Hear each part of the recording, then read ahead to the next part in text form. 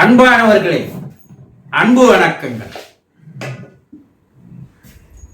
நம் நாட்டு ரிஷிகள், யோகிகள், முனிவர்கள், சித்தர்கள், அவதாரங்கள் எல்லோருமே தன்னுடைய மூன்றாவது கண்ணை திறந்து கொண்டிருக்கிறார்கள். அப்படி அவர்கள் மூன்றாவது கண்ணை திறந்து கொண்டதால் தான்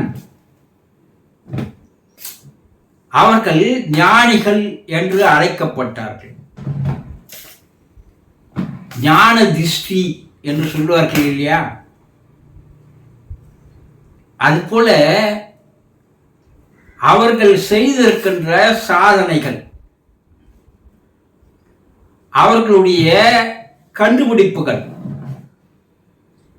ஆன்மீகத்தினுடைய உச்சநிலை, உயர்ந்த நிலை ஞானங்கள், சித்துக்கள், விளையாட்டுகள் என பல்வேறு சாதனைகளை அவர்கள் செய்திருக்கிறார்கள். அட்டமா சித்துக்கள்னு சொல்றாங்கல்ல, 8 விதமான சித்துக்கள். இதையெல்லாம் இன்றைய விஞ்ஞானம் உண்மையிலேயே இவர்கள் இதையெல்லாம் செய்திருப்பார்களா என்று ஆராய்ச்சிகள் செய்து 100% உண்மை என்பதை இன்றைய விஞ்ஞானிகளும் ஏற்றுக்கொள்கிறார்கள். விஞ்ஞானிகளுக்கு என்னன்னா, எதையுமே ப்ரூவ் பண்ணி காட்டினாதான் அதை நம்புவார்கள். ஆனா நம்முடைய யோகிகள் எல்லாம் பல சாதனைகளை, அதிசயங்களை, அற்புதங்களை செய்து காட்டியிருக்கிறார்கள். அதுல மிக முக்கியமா அவங்க சொல்றது என்னன்னா, மனிதர்கள் அனைவரும் தன்னுடைய மூன்றாவது கண்ணை திறந்து கொண்டால் அவனால் இந்த உலகில் சாதிக்க முடியாத சாதனைகள் எதுவுமே கிடையாது. அனைத்தும் அவனால் சாதித்து காட்ட முடியும். அதற்குண்டான அற்புதங்களும் சக்திகளும் மகத்துவமும் மகிமையும் எல்லாம் அவனிடமே இருக்கிறது. ஆனால் அது வெளிப்படாமல் இருக்கிறது. யாரும் சாதாரண மனிதர்கள் அல்ல. இறைவன் எல்லோருக்குமே அவரவர்களுக்கு என்று ஒரு தனி தன்மையை வைத்துத்தான் படைத்திருக்கிறான். உங்ககிட்ட கூட ஒரு பர்சனாலிட்டி இருக்கு, ஒரு ஆளுமை திறன் இருக்கு, ஒரு அற்புதங்கள் இருக்கு, அதிசயங்கள் இருக்கு. ஆனா அதெல்லாம் தெரிஞ்சிக்காதையே ஏதோ பிறந்தோம், வாழ்ந்தோம், இறந்தோம் இருக்கிறோம். ஏதோ லட்சத்தில் ஒரு சிலர் அதை தெரிந்து கொண்டு அதனால் பல்வேறு வெற்றிகளை, சாதனைகளை, சரித்திரங்களை படைக்கிறார்கள். இது எல்லாத்துக்கும் காரணம் என்னன்னு சொல்றாங்கன்னா, தன்னுடைய மூன்றாவது கண்ணை எவன் ஒருவன் திறந்து கொள்கிறானோ அவனே தெய்வமாக மாறுகிறான். நம்ம தெய்வத்தை தேடி இருக்கிறோம். கோயில் கோயிலா ஓடி ஓடி தெய்வத்தை தேடுறோம். ஆனா சித்தர்கள் என்ன சொல்றாங்க, தெய்வம் என்பது நீதான்பா, உன்னை தவிர வேறு தெய்வம் இல்லை. இதை புரிந்துகாமல், அறிந்து கொள்ளாமல், அறியாமலேயே வாழ்க்கையை வாழ்வதே ஒரு சந்தோஷம் என நினைத்து கொண்டிருக்கிறோம். ஆனா இதெல்லாம் நடக்குமா? நீங்க சொல்றதெல்லாம் சாத்தியம் தானா? நம்முடைய முன்னோர்கள் ஒன்றும் முட்டாள்கள் அல்ல, உயர்ந்த ஞானம் படைத்தவர்கள். அப்படி அந்த வரிசையில் பார்க்கும்போது நான் ஒரு அற்புதமான புத்தகத்தை படித்தேன். ரொம்ப ரொம்ப அற்புதமான புத்தகம். அந்த புத்தகம் எழுதியது யார் என்று பார்த்தால் திபெத்தினுடைய லாமா இங்க நம்ம எப்படி ஞானிகள், ரிஷிகள், முனிவர்கள் என்று சொல்றோமோ, அவர்களை திபெத் நாட்டில் இருக்கிறவங்கள லாமாக்கள் என்று சொல்வார்கள். உயர்ந்த ஒரு நிலையை அடைந்தவர்கள். சீனாவிலிருந்து வெளியே வந்தது தான் இந்த திபெத். அங்கிருந்து வந்த லாமாக்கள் உருவாக்கிய இடம்தான் திபெத்.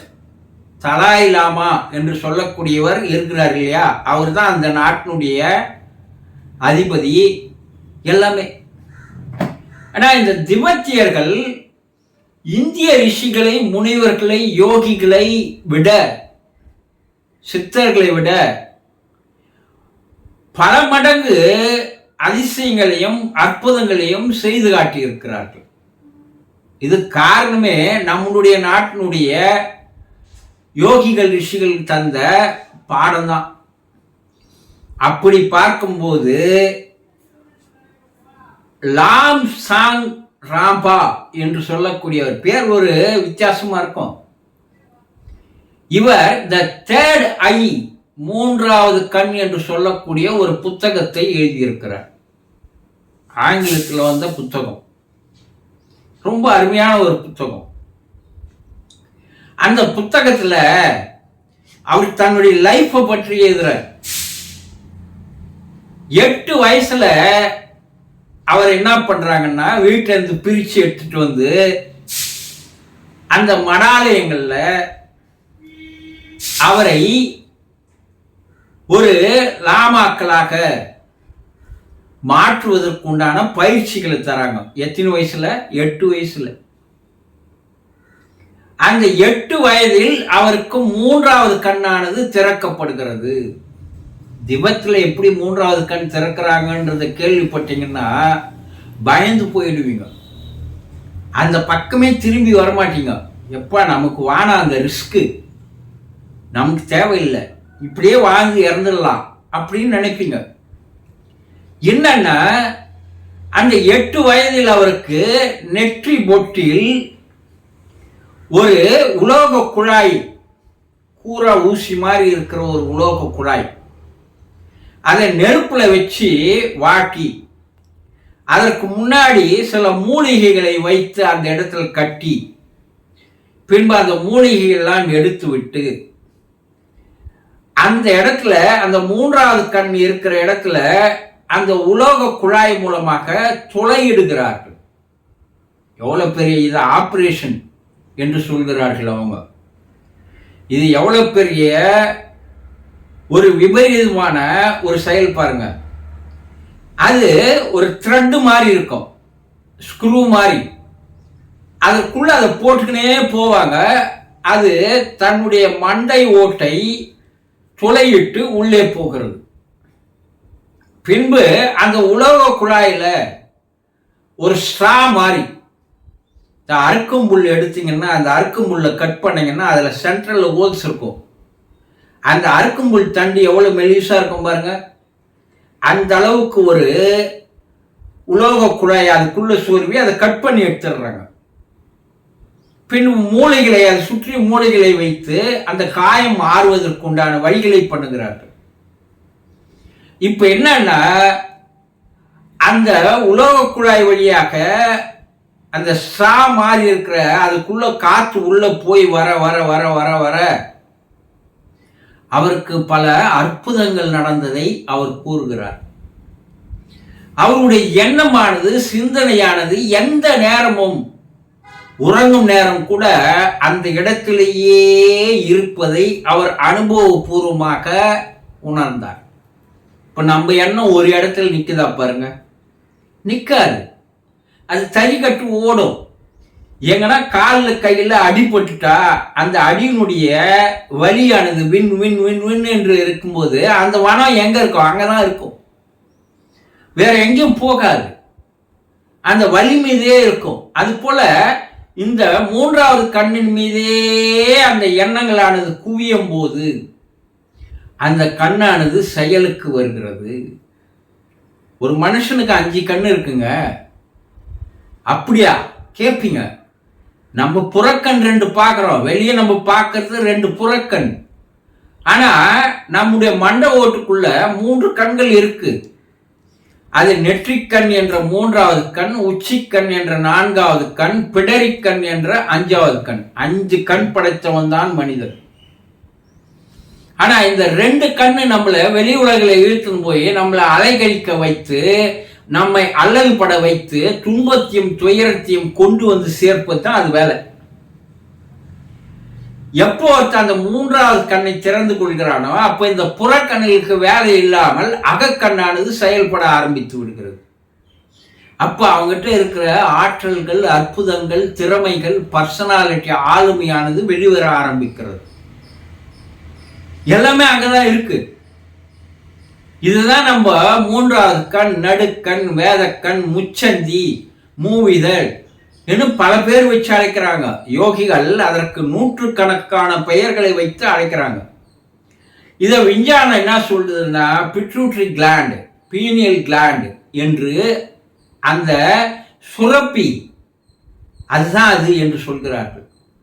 ஒரு மனிதனுக்கு இந்த பிட்யூட்டரி கிளாண்டும் பீனியல் கிளாண்டும் சுரக்க ஆரம்பித்தால் அவன் பல்வேறு அற்புதங்களை நிகழ்த்தக்கூடிய ஆற்றல்களை அவன் பெற்று விடுகிறான் என்று விஞ்ஞானம் இப்போ ஆமா இததான் சித்தர்கள், யோகிகள், முனிவர்கள் எல்லாம் செய்தார்கள் என்பதை ஒற்றுக்கொள்கிறார்கள்.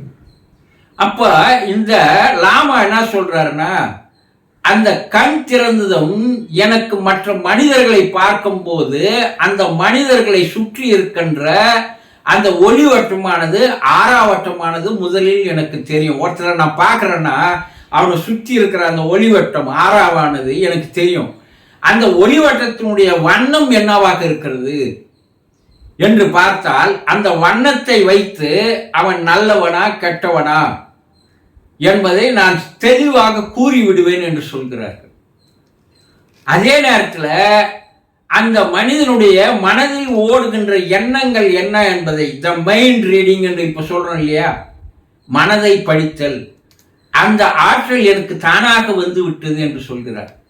ஒன்று அவன் கலரை வச்சு அவன் குணநலம் என்ன, அவன் நல்லவனா கெட்டவனா, அவன் பழி வாங்க வரானா, கெடுதல் செய்ய வரானா, அவன் விரோத மனப்பான்மையா வரானா, அவன் எதிரியா, துரோகியா, கயவனா, திருடனா என்பதையெல்லாம் என்னால் தெளிவாக கூற முடியும்.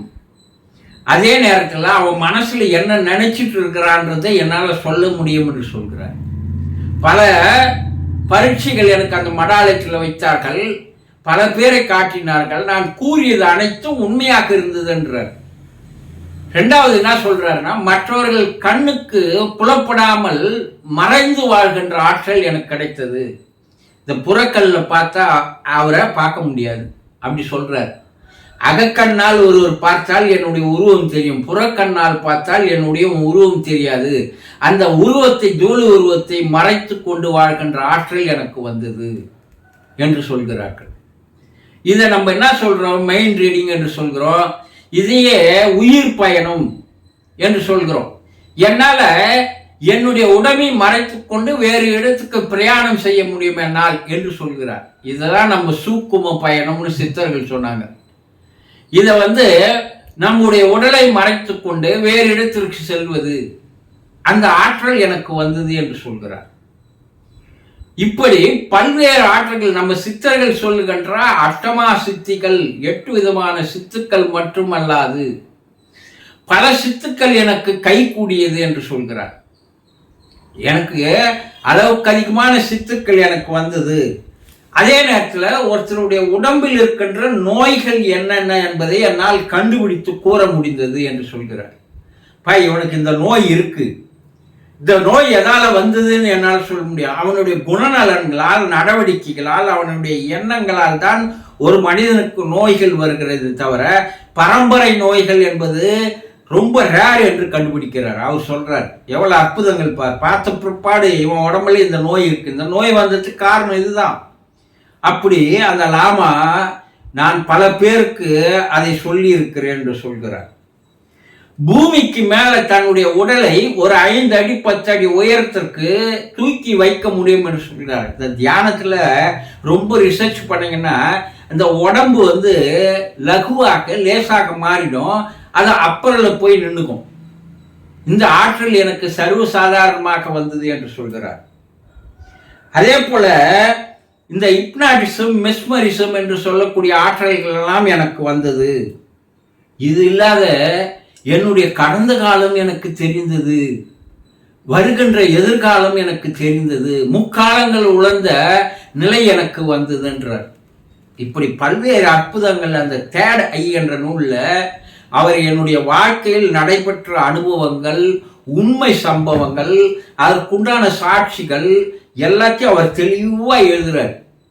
இதெல்லாம் நம்முடைய சித்தர்களும் யோகிகளும் முனிவர்களும் செய்து காட்டிய அற்புதங்கள் தான். ஆனால் லாமாக்கள் செய்கின்ற அளவுக்கு அந்த மூன்றாவது கண்ணை கொடூரமாக திறக்கவில்லை நம்முடைய சித்தர்கள். வெகு எளிதாக மனிதர்களுக்கு அதை திறந்தார்கள். அதுதான் தீட்சை என்று பெயர்.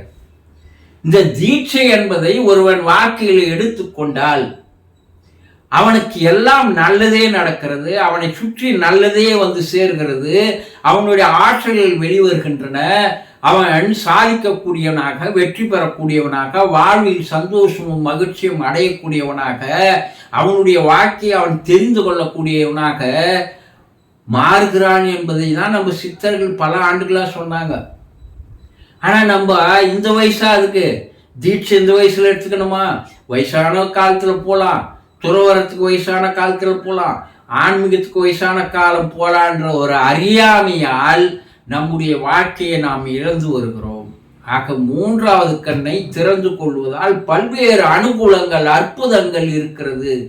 யாராவது ஒரு குருகிட்ட, நல்ல ஒரு குருகிட்ட போய் தீட்சை என்ற அந்த முறையை கற்றுக்கொண்டு தொடர்ந்து நீங்கள் அதை பயணம் பண்ணும்போது நீங்கள் வாழ்கின்ற வாழ்க்கை சந்தோஷமாக இருக்கும் என்பதை தெளிவாக தெரிந்து கொள்ளுங்கள். சந்தோஷம்.